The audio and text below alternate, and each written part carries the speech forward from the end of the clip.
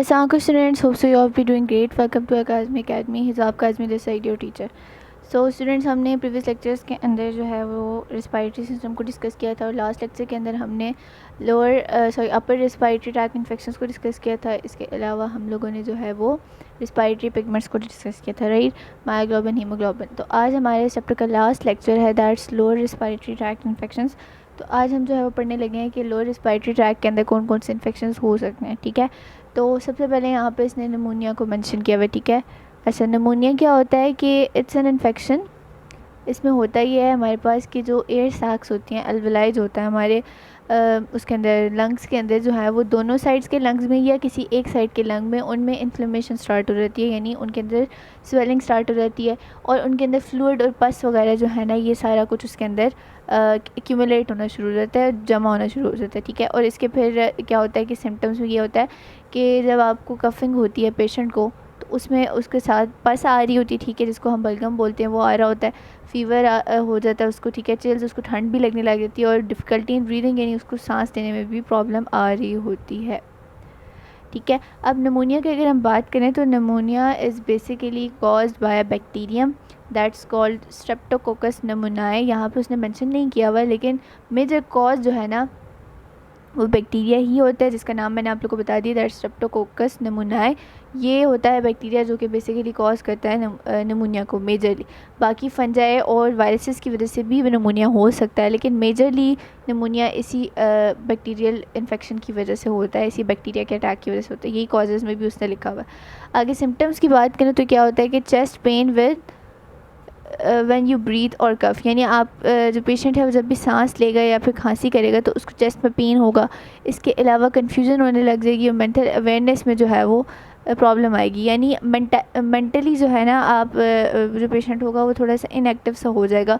यानी वो एडल्ट जिनकी एज 65 है, इससे ऊपर है, तो वो ऑलरेडी सही सी बात है, एज फैक्टर भी है उसके ऊपर से, फिर उनको अगर निमोनिया हो जाए तो वो कन्फ्यूज़न के शिकार हो सकते हैं और माइट भी पॉसिबल कि अवेयरनेस में उनको थोड़ा सा इशू आए, यानी चीज़ों को सही से परसेप्ट ना कर पाएँ, समझ ना पाएँ, बात समझ ना आए उनको क्लियरली, कुछ सही से नज़र ना आए, ठीक है। तो जैसे ऐसे होता है ओल्डर पेशेंट्स के अंदर, वैसे ही यहाँ पे भी हो रहा है। कफ़ यानी खांसी वगैरह होती है जिसके अंदर जो है वो हमारे पास बलगम प्रोड्यूस होगा, यानी जो स्प्यूटम टाइप चीज़ निकलती है गले के अंदर से, उसको हम कहते हैं, ठीक है। इसके अलावा फटीग कहते हैं, थकावट होती है, पेशेंट को बहुत ज़्यादा फीवर हो जाता है, ठीक है। इसके अलावा स्वेटिंग होती है और चिल्स भी होती हैं, यानी उसको जो है वो बॉडी के अंदर जो है वो उसको जो है वो पेशेंट को बहुत ज़्यादा ठंड लगने लग जाती है, बॉडी उसकी कँपाने लग जाती है, इतनी ज़्यादा ठंड लगती है उसकी बॉडी कँपाने लग जाती है। इसके अलावा उसको पसीना भी आता है, फीवर भी हो जाता है, ठीक है। और क्या होता है कि बॉडी टेम्परेचर जो है वो नॉर्मल से थोड़ा कम हो जाता है, ठीक है। और ऐसे पेशेंट्स जिनके या तो एज ज़्यादा या इम्यून सिस्टम वीक है, उनके अंदर जो है वो नॉर्मल से कम बॉडी टेम्परेचर होने लग जाता है। इसके अलावा नोज़िया भी हो सकता है पेशेंट को, वॉमिटिंग, डायरिया भी हो सकता है, शॉर्टनेस ऑफ ब्रेथ भी होता है, यानी सांस लेने में डिफ़िकल्टी होती है, सही से प्रॉपर्ली सांस पेशेंट नहीं ले पाता। वॉमिटिंग भी हो सकती है और डायरिया भी हो सकता है इन केस ऑफ निमोनिया। अब इसकी ट्रीटमेंट में अगर हम बात करें तो ज़ाहिर सी बात है, अगर बैक्टीरियल कॉज है उसका तो फिर उसको एंटीबायोटिक के साथ ट्रीट किया जाएगा, अगर फंगल कॉज है तो एंटी फंगल मेडिसिन दी जाएंगी, ठीक है। और जो कि फंगल इन्फेक्शन को जो है वो एलिमिनेट करने के लिए होती है। एंटीवायरल मेडिकेशन तब दी जाएंगी जब वायरल निमोनिया होगा, जिसको हम इजीली जो है वो मेडिकेशन से ट्रीट नहीं कर सकते, और मतलब उसको जो है वो जो वायरल होता है ना उसको लाइक होता है तो वो भी इतने ख़तरनाक है, लेकिन इसको मेडिकेशन से ट्रीट नहीं किया जाता है, मोस्टली ये खुद ब खुद ही ख़त्म हो जाता है, ठीक है। इसके अलावा ड्रेनिंग ऑफ फ्लूइड्स, अगर बहुत ज़्यादा सीवियर कंडीशन हो गई है पेशेंट की, जो है उसका निमोनिया बहुत ज़्यादा स्प्रेड कर गया लंग्स के अंदर, और कह सकते हैं कि सीवियर क्रिटिकल कंडीशन हो गई है, तो फिर माइट भी पॉसिबल कि जो फिजिशियन है वो इफ्यूज़न के थ्रू क्या करे, उसको प्लूरल इफ्यूज़न बोलते हैं, और वो लंग्स के अंदर से क्या करे, जो फ्लूइड जो है एक्यूमुलेशन हुई हुई है फ्लूइड की, उस फ्लूइड को जो है वो रिमूव करना स्टार्ट करते हैं, ड्रेनिंग स्टार्ट कर दे। इसके लिए या तो प्रॉपर सर्जरी होगी या फिर कैथेटराइजेशन होगी, जैसे हमने कार्डियक कैथेटराइजेशन पढ़ी थी ना कि कैथेटर इंसर्ट किया जाता है, इस तरह से लंग्स के अंदर एक कैथेटर इंसर्ट किया जाता है जो कि क्या करता है, हमारे पास फ्लूइड को ड्रेन आउट कर लेता है, ठीक हो गया। नेक्स्ट हम बात कर लेते हैं पल्मोनरी ट्यूबरक्लोसिस की। ट्यूबरक्लोसिस टीबी आप लोग सब इसके बारे में जानते ही होंगे, ठीक है। एक इंतहाई कंटेजियस डिजीज़ है, contagious means something that spreads, ठीक है, ऐसा डिजीज़ जो कि फैलता है, उसको हम उसको हम क्या बोलते हैं, कंटेजियस बोलते हैं। अब पल्मोनरी ट्यूबरकुलोसिस जो है बेसिकली ये हमारे जो है वो लोअर रिस्पिरेटरी ट्रैक का इन्फेक्शन है, और इसका जो कॉज है वो हमारे पास क्या है, एक बैक्टीरियम जिसको हम माइकोबैक्टीरियम ट्यूबरकुलोसिस बोलते हैं। इसका मेजर कॉज यही है, ठीक है। और ये क्रोनिक बैक्टीरियल इन्फेक्शन है लंग्स का। जब किसी को पल्मोनरी ट्यूबरकुलोसिस हो जाती है तो एल्वेलाई जो है वो फटना स्टार्ट करते हैं, और फिर क्या होता है कि उसको ज़ाहिर सी बात है एल्वेलाई जब जो है फट जाएगा तो उसको रिप्लेसमेंट के लिए इनइलास्टिक कनेक्टिव टिश्यू आने लग जाएंगे, यानी कनेक्टिव टिश्यू बॉडी के अंदर बनने लग जाएंगे लंग्स के अंदर इंस्टेड ऑफ एल्वेलाई। तो फिर जो लंग टिश्यू जो है वो क्या करते हैं कि हमारे पास क्या कहते हैं कि उस बैक्टीरिया के अराउंड बेसिलाई बैक्टीरिया की एक टाइप है, बेसिलियम सिंगल होता है, बेसिलाई प्लूरल है, ठीक है। ये जो माइकोबैक्टीरियम ट्यूबरकुलोसिस है ना, ये बैक्टीरिया है बेसिकली, बेसिलस है। और इसका क्या है कि ये जब क्या करता है कि स्प्रेड करना स्टार्ट करता है तो क्या होता है कि लंग्स के अंदर एल्वेलाई जो है वो बर्स्ट होना शुरू हो जाते हैं। उनकी बर्स्टिंग से होता है कि वो इलास्टिक कनेक्टिव टिश्यू से रिप्लेस हो जाते हैं। फिर ये जो लंग के टिश्यू होते हैं ये क्या कहते हैं, इन्हीं बेसिलाई के अराउंड यानी इन्हीं बैक्टीरिया के अराउंड प्रोटेक्टिव कैप्सूल बनाना शुरू कर देते हैं और उनको पूरी बॉडी से अलग कर देते हैं, सो दैट क्या हो कि हमारे पास ये जो बैक्टीरियाज हैं मज़ीद स्प्रेड ना करें, उनके अराउंड एक प्रोटेक्टिव कवरिंग लंग्स बना देते हैं। ये हमारे इम्यून सिस्टम का इफेक्ट होता है, और इस छोटे से कैप्सूल को हम ट्यूबरसेल्स कहते हैं। अब ये ट्यूबरसेल टेम्परेरी सोल्यूशन है, ठीक है, यानी हमारी बॉडी ने जो है टेम्परेरी इम्यून सिस्टम ने क्या किया कि बैक्टीरिया की स्प्रेड को रोकने के लिए उसने उसको कवर कर दिया, लेकिन ये ट्यूबरसेल्स फट सकते हैं। इससे क्या होता है कि ये जो बैक्टीरिया है अब वो जहाँ पे भी जाके फटेगा ट्यूबरसेल, ऑब्वियस बात है बैक्टीरिया फिर फ्री हो जाएगा, और वो बैक्टीरिया जो है वो फिर पूरे लंग्स के अंदर जो है वो स्प्रेड कर सकता है और इन्फेक्शन फैला सकता है। अब यहाँ पे उसने ये बात लिखी हुई है, ठीक है। तो पल्मोनरी ट्यूबरकुलोसिस जो है, अगर इसकी हम टाइप्स की बात करें तो ये दो तरह की टाइप्स की होती है। एक होती है लेटेंट ट्यूबरकुलोसिस, दूसरी एक्टिव ट्यूबरकुलोसिस। अब जो लेटेंट ट्यूबरकुलोसिस होती है ना, ये इनएक्टिव स्टेट होता है। इनएक्टिव स्टेट से मुराद ये है कि इन्फेक्शन से पहले जो है वो जो ट्यूबरकुलोसिस के जो बैक्टीरिया है वो इतना एक्टिव नहीं होता, ठीक है, यानी उनके ट्यूबरसेल्स जो हैं वो जल्दी बन जाते हैं, और उनको बर्स्ट करने के अंदर भी जो है वो सारा प्रोसीजर के अंदर इतना ज़्यादा वो कह सकते हैं कि एक्टिव नहीं होता। एक्टिव स्टेट में नहीं, इनएक्टिव स्टेट में जो है वो बैक्टीरिया स्प्रेड करता है। जबकि एक्टिव के अंदर क्या होता है, इन्फेक्शन के बाद इम्यून सेल्स का जो वो होता है ना, कह सकते हैं इनकी जो होती है प्रोटेक्शन होती है, जो ट्यूबरसेल्स बना रहे होते हैं वो ट्यूबरसेल्स फेल हो जाते हैं, वो फटना स्टार्ट करते हैं, ठीक है। और टीबी एक्टिव स्टेट जो है ना, जब आ जाता है टीबी का एक्टिव स्टेट आ जाता है तो वो फिर एक लंग से दूसरे लंग में भी जा सकती है, यानी अगर एक लंग में हुई है तो वो एक लंग से दूसरे लंग में भी स्प्रेड होकर जा सकती है, ठीक है।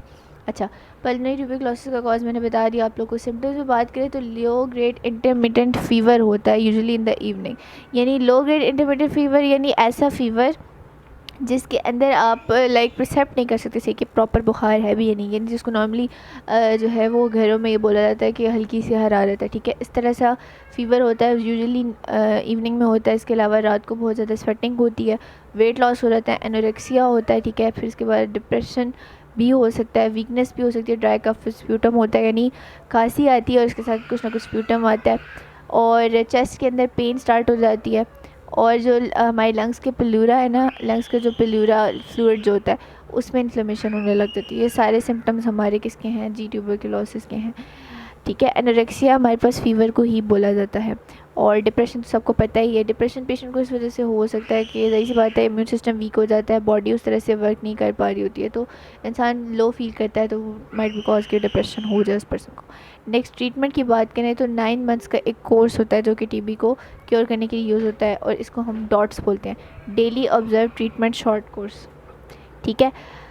इस ट्रीटमेंट में क्या होता है कि सुपरविज़न के अंदर पेशेंट्स को जो है वो दिया जाता है, ठीक है, मेडिसिन्स दी जाती हैं जो कि पेशेंट को कम्प्लीटली क्योर कर देती हैं, ठीक है। इसका ट्रीटमेंट एक ही है, डॉट्स। इसके अलावा भी कुछ कोर्सेज वगैरह होते हैं जिनका ड्यूरेशन थोड़ा कम होता है, लेकिन मोस्टली 9 मंथ का ही कोर्स दिया जाता है पेशेंट को।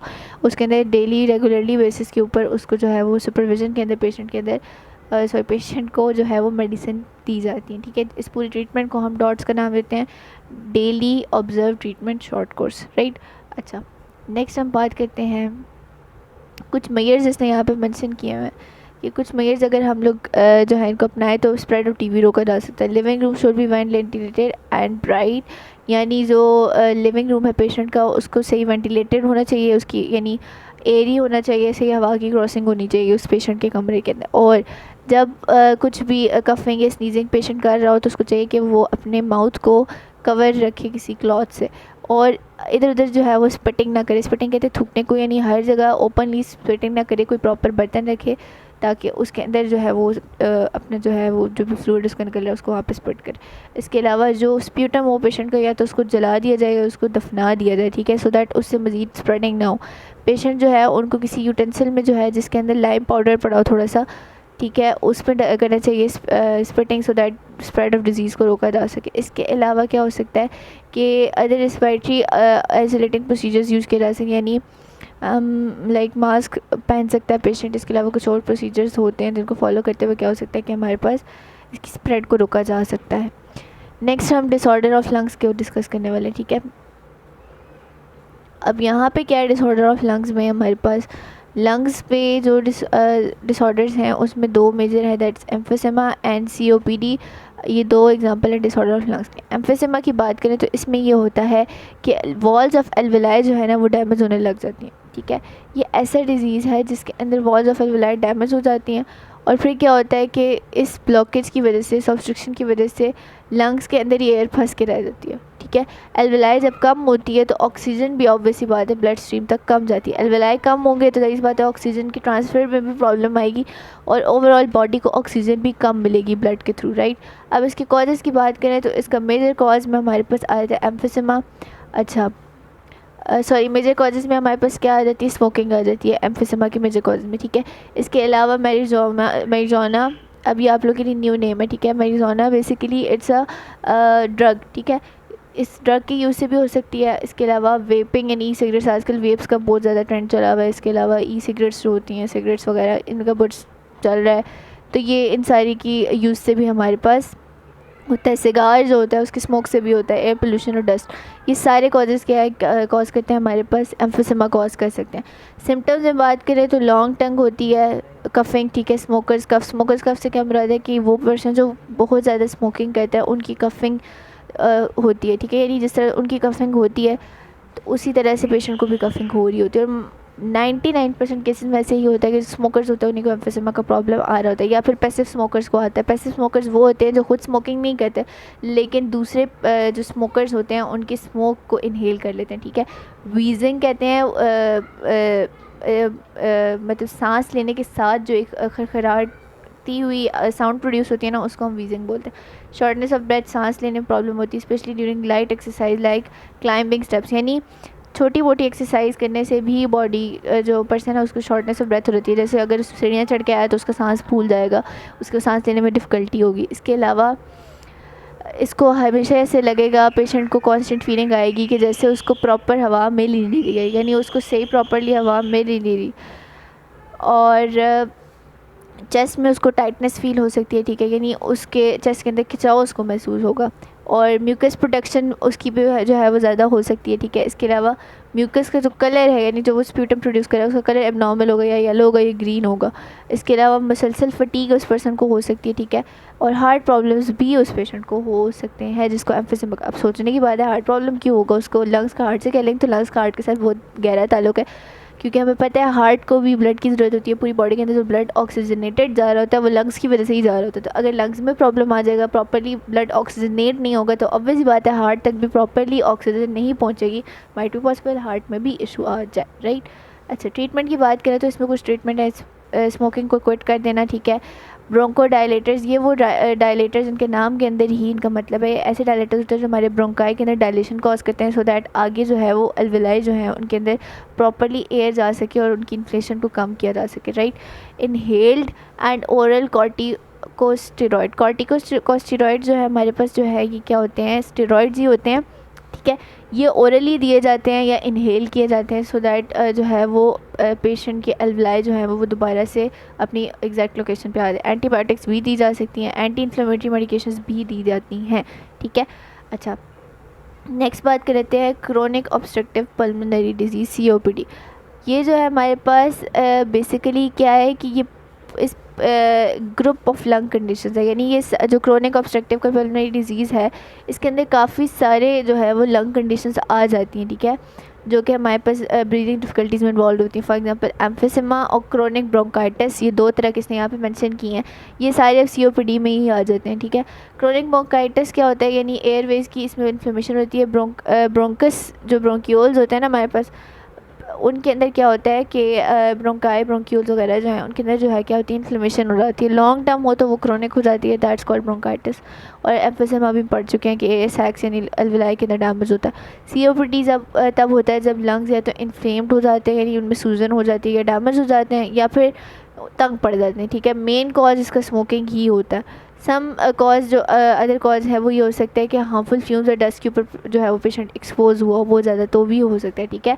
इसके अलावा रेयर जेनेटिक प्रॉब्लम्स की वजह से भी जो है ये हो सकता है कि वल्नरेबल डैमेज हो, बहुत ज़्यादा डैमेज हो जाए लंग्स की वजह से। यानी बहुत कम केसेस में ऐसे होता है कि जेनेटिकली प्रॉब्लम आ जाए पेशेंट के अंदर, यानी उसके जीन्स में इशू आ जाए जिसकी वजह से उसको ये इशू आ जाए, ठीक है।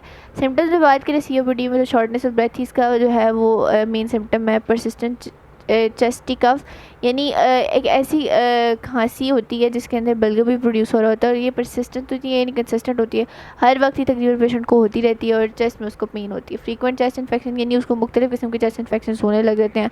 वीजिंग साउंड उसकी हर वक्त प्रोड्यूस होती रहती है परसिस्टेंटली। ट्रीटमेंट्स में बात करें तो सबसे पहले तो स्टॉप स्मोकिंग, ठीक है। इन्हेलर्स दिए जाते हैं, ठीक है, इन्हेलर से सो दैट ब्रीदिंग आसानी हो सके, ईज़िली हो सके। Pulmonary rehabilitation, specialised programme of exercise and education. अच्छा, पल्मोनरी रिहेबिलिटेशन जो है बेसिकली इट्स अ प्रोग्राम जिसके अंदर क्या होता है कि एक प्रॉपर कोर्स सा प्रोवाइड किया जाता है पेशेंट के अंदर, पेशेंट को जिसमें वो एक्सरसाइज करता है उसको एजुकेट किया जाता है कि उसकी इन चीज़ों की, इन फैक्टर्स की वजह से उसको ये वाला इशू आ रहा है, तो इनको एलिमिनेट कैसे किया जाए, यानी प्रॉपरली एक कोर्स होता है जो पेशेंट को दिया जाता है, that's called pulmonary rehabilitation.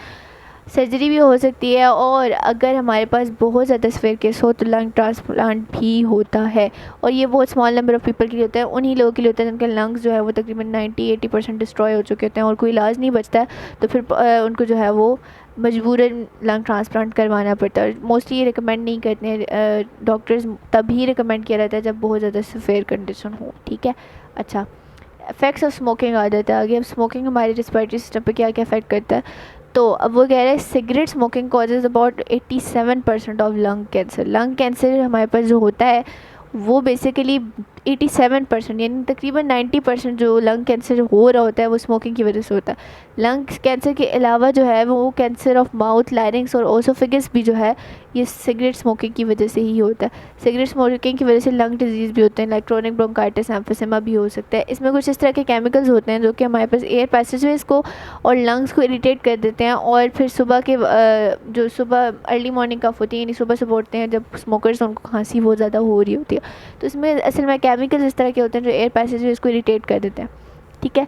Smokers जो हैं उनको निमोनिया भी इजीली हो सकता है, ठीक है, और उनका डिस्ट्रॉयड हो जाता है सीलिया जो होता है उनका, ठीक है, म्यूकस भी उनका डिस्ट्रॉय हो जाता है, जिसकी वजह से क्या होता है बैक्टीरिया और वायरसेस इजीली लंग्स के अंदर जा सकते हैं, उनका जो है वो इम्यून सिस्टम डिस्ट्रॉय होता है। जब वो स्मोकिंग करते हैं तो उसकी वजह से क्या होता है कि उनके एल्वेलाई के अंदर, हमारे रिस्पिरेटरी ट्रैक के अंदर जो म्यूकस और सीलिया प्रेजेंट होते हैं ना, वो डिस्ट्रॉय होने लगते हैं, डैमेज होने लगते हैं। जब म्यूकस और सीलिया नहीं होंगे तो ऑब्वियसली बात है जो वायरसेस और बैक्टीरियाज और डस्ट पार्टिकल्स और हार्मफुल एजेंट्स एयर के अंदर सर्कुलेट कर रहे होते हैं, वो ईजिली उनके जो है वो जाके वहाँ पे जो है वो क्या कर सकते हैं, डैमेज कॉज कर सकते हैं, इम्यून सिस्टम वीक हो जाता है। और ये होता है कि स्मोकिंग जो है बहुत फ़ौरन जो है वो क्या करती है कि हमारे जो कह सकते हैं रिस्पिरेटरी ट्रैक होता है उसमें डिफ़िकल्टी स्टार्ट करती है ब्रीदिंग के अंदर, ठीक है, मुश्किल होने लग जाती है, और कुछ ही टाइम के अंदर जो है ये क्या कर सकती है, एज़मा भी कॉज कर सकती है, एलर्जी भी बना सकती है, ठीक है।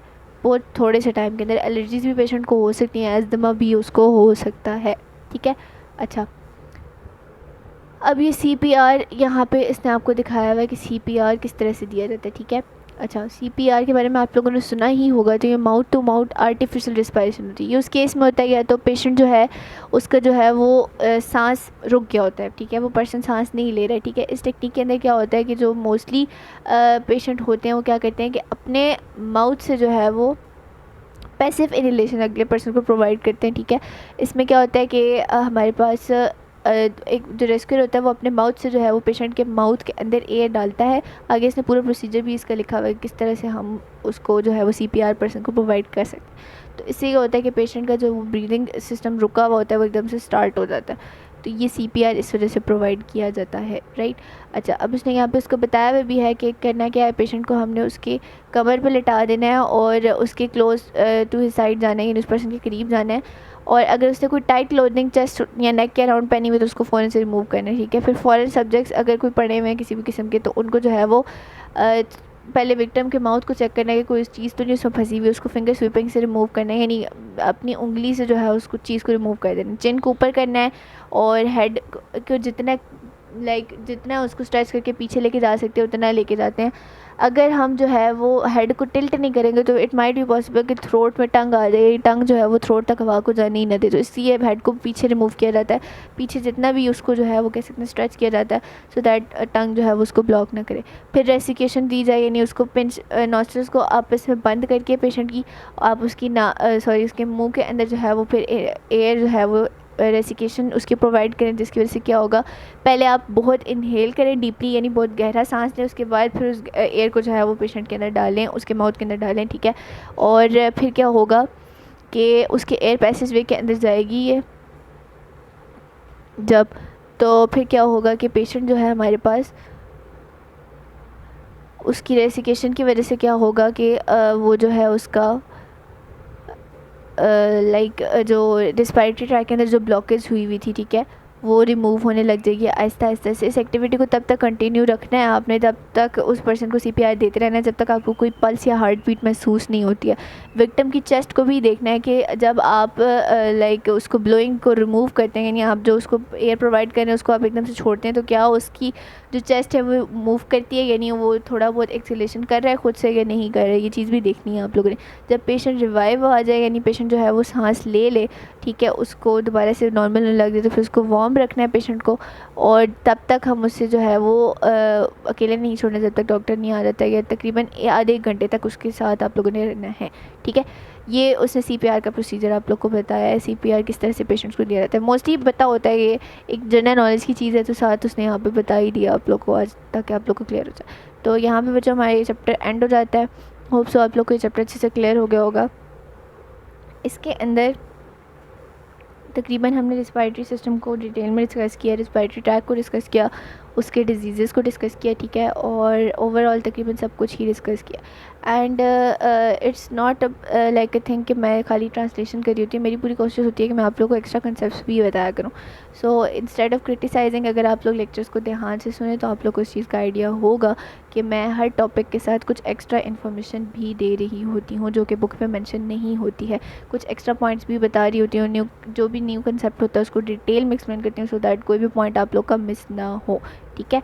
तो मेरी पूरी कोशिश होती है कि कोई भी इस तरह का कोई चीज़ जो न्यू है या कोई भी डिफ़िकल्ट कंसेप्ट है उसको मैं मिस ना करूँ और अच्छे से क्लियर करूँ, ठीक है। फिर भी अगर कोई क्लैरिफिकेशन चाहिए हो या कोई पॉइंट मिस हो जाता है तो मैं तब भी कहती हूँ कि आप लोग कमेंट सेक्शन में मेंशन कर दें, मैं आप लोग को जो है वहीं पे आंसर कर दूँगी। या फिर अगर आप लोग को कोई और मज़ीद चाहते हैं कि किसी एक टॉपिक पे प्रॉपरली वीडियो बनाई जाए, या कोई ऐसा टॉपिक जो कि सही से नहीं क्लियर हो रहा है, या कोई इशू चाहिए, कोई ट्रिक चाहिए, तो आप बता दिया करें, मैं आपको अलग से उसकी वीडियो अपलोड करके जो है वो बता दूँगी। इसके अलावा अगर आप लोग चैनल पे न्यू है तो उसको सब्सक्राइब कर दें, सो दैट फर्दर कोई भी न्यू वीडियो आए तो आप उसको मिस ना करें।